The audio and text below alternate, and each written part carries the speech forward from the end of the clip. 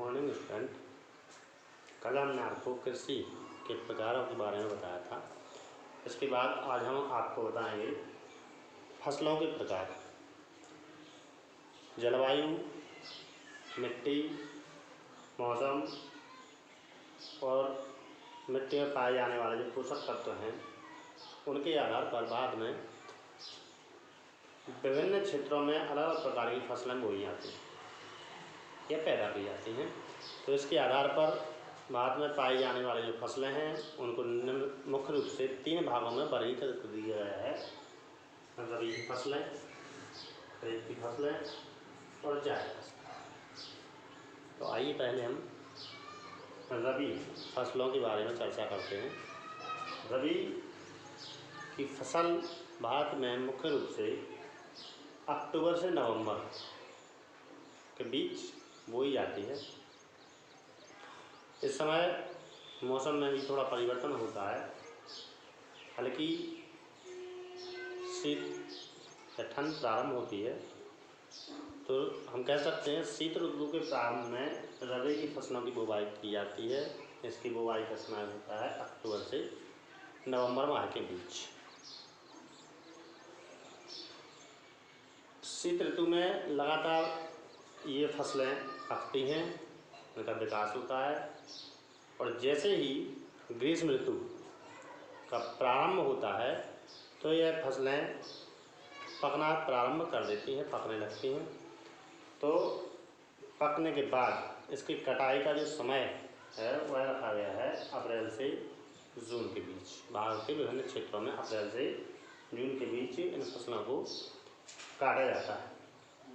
इन फसलों में मुख्य रूप से चना, मटर, गेहूँ, सरसों आदि को रखा गया है।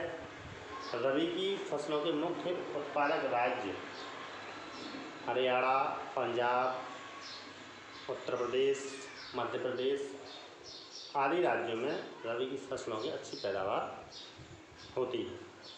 इसके बाद हम चर्चा करते हैं दूसरी जो फसल है खरीफ। खरीफ की फसल, तो खरीफ की फसल प्रायः